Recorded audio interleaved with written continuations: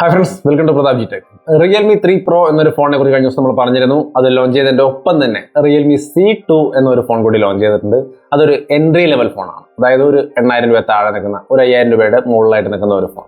അപ്പോൾ ആ ഒരു എൻട്രി ലെവൽ ഫോൺ എന്ന രീതിയിൽ നോക്കിക്കഴിഞ്ഞാൽ ഒരു തിരക്കേടില്ലാത്ത നല്ലൊരു ഫോണായിട്ടാണ് തോന്നിയത്. അപ്പോൾ ആ ഫോണിനെ കുറിച്ചാണ് നമ്മളിന്ന് പറയുന്നത്. ഒരു നല്ല ഡിസൈനും കാര്യങ്ങളൊക്കെ വാട്ടർ ഡ്രോപ്പ് ഡിസ്പ്ലേയും കാര്യങ്ങളൊക്കെ ആയിട്ട് നല്ലൊരു ഡിസൈനും കാര്യങ്ങളൊക്കെ ഉണ്ട്.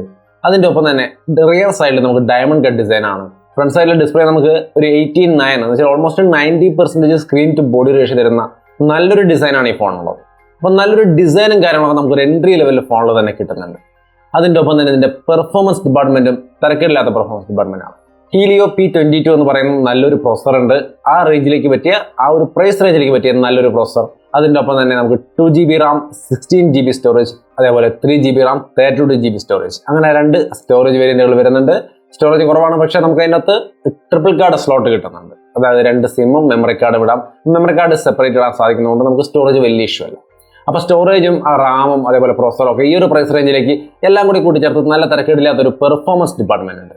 ക്യാമറയിലേക്ക് വരുമ്പോൾ 13+2 മെഗാപിക്സൽ ഡുവൽ റിയർ ക്യാമറയും ഫ്രണ്ടിൽ 5 മെഗാപിക്സൽ സെൽഫി ക്യാമറയുണ്ട്. ഈ ഡുവൽ റിയർ ക്യാമറയിൽ ഓൾറെഡി നല്ല ക്വാളിറ്റിയുള്ള വീഡിയോസും കാര്യങ്ങളും നമുക്ക് കിട്ടും. അതിൻ്റെ കൂട്ടത്തിൽ നമുക്ക് സ്ലോ മോഷൻ അടക്കമുള്ള സംവിധാനങ്ങൾ ഈ ഒരു ക്യാമറ സെറ്റപ്പിൽ കിട്ടും. അപ്പോൾ സ്ലോ മോഷനൊക്കെ സപ്പോർട്ട് ചെയ്യുന്ന ഒരു ക്യാമറ സെറ്റപ്പ് ഉള്ള ഒരു ഫോൺ എൻട്രി ലെവലിൽ കിട്ടുന്നു എന്നുള്ളത് ഈ ഫോണിനെ സംബന്ധിച്ച് നല്ലൊരു പ്ലസ് പോയിന്റ് ആണ്. ഒപ്പം തന്നെ ബാറ്ററി 4000 mAh എന്ന് പറയുന്നത് നല്ലൊരു ബാറ്ററിയുണ്ട്. അപ്പം നല്ലൊരു സ്റ്റൈലിഷായ ഈ ഒരു ജനറേഷനിലെ ഏറ്റവും ലേറ്റസ്റ്റ് ആയ ഡിസൈനും കാര്യങ്ങളും നല്ലൊരു സ്ക്രീൻ ടു ബോഡി റേഷ്യോയും തിരക്കില്ലാത്ത നല്ലൊരു പെർഫോമൻസ് ഡിപ്പാർട്ട്മെന്റ്, അതായത് ട്രിപ്പിൾ കാർഡ് സ്ലോട്ട് അടങ്ങുന്ന നല്ലൊരു പെർഫോമൻസ്, സ്ലോ മോഷൻ അടക്കമുള്ള ക്യാമറ സെറ്റപ്പ്, നല്ലൊരു ബാറ്ററി ലൈഫ്, ഇങ്ങനെ എല്ലാ പ്രധാനപ്പെട്ട കാര്യങ്ങളും ഒരുപോലെ ഒത്തുചേർത്തുകൊണ്ട് നല്ല ഒരു എൻട്രി ലെവൽ ഫോണായിട്ട് റിയൽമി ഇത് ലോഞ്ച് ചെയ്തിരിക്കുകയാണ്. ഇതിന്റെ price 2GB RAM 16GB storage എന്ന് പറയുന്ന ഫസ്റ്റ് ബേസ് മോഡലിന്റെ പ്രൈസ് എന്ന് പറയുന്നത് 5999 രൂപയാണ്. ഈ ഒരു പ്രൈസിൽ ഈ ഒരു ഫോൺ തിരക്കേടില്ലാത്ത വാല്യൂ ഫോർ മണി ആയ നല്ലൊരു ഫോണായിട്ട് തന്നെയാണ് എനിക്ക് ഫീൽ ചെയ്യുന്നത്. കൂടിയൊരു മോഡലുണ്ട്, അതിന് 7999 രൂപയാണ്. അത് 3GB RAM 32GB വേരിയന്റ് ആണ്. അവിടെ നമുക്ക് വേണമെങ്കിൽ രണ്ടാമത് ചിന്തിക്കാം. പക്ഷേ ഈ ബേസ് മോഡലിന്റെ കാര്യത്തിൽ നമുക്ക് ചിന്തിക്കാനൊന്നുമില്ല. ഇതൊരു തിരക്കേടില്ലാത്ത നല്ല ഫോണാണ്. ഈ ഫോണിന്റെ സെയിൽ ഫ്ലിപ്കാർട്ടിലും റിയൽമി സ്റ്റോറിലും മെയ് 15 തീയതി സ്റ്റാർട്ട് ചെയ്യുന്നുണ്ട്. അതേപോലെ തന്നെ ഓഫ്ലൈൻ സ്റ്റോറുകളിൽ വരും ദിവസങ്ങളിൽ അടുത്ത് തന്നെ അത് ഈ ഫ്ലാഷ് സെയിലുകൾ കഴിഞ്ഞ അടുത്ത ദിവസങ്ങളിൽ തന്നെ അത് ഓഫ്ലൈൻ സ്റ്റോറുകളിൽ ലഭ്യമാകുമെന്നാണ് പറഞ്ഞിരിക്കുന്നത്. അത് പ്രത്യേകം എടുത്ത് പറയുന്നുണ്ട്. റിയൽമി 3 പ്രോയുടെ കാര്യത്തിലും പറഞ്ഞിട്ടുണ്ട് അടുത്ത് തന്നെ ഓഫ്ലൈൻ സ്റ്റോറുകളിൽ ലഭ്യമാകും. അപ്പോൾ എന്തായാലും ഈ രണ്ട് ഫോണുകളായാലും ഈ C2 ആയാലും റിയൽമി 3 പ്രോ ആയാലും നമുക്ക് ഓഫ്ലൈൻ സ്റ്റോറുകളിൽ ലഭിക്കാൻ സാധ്യതയുണ്ട്.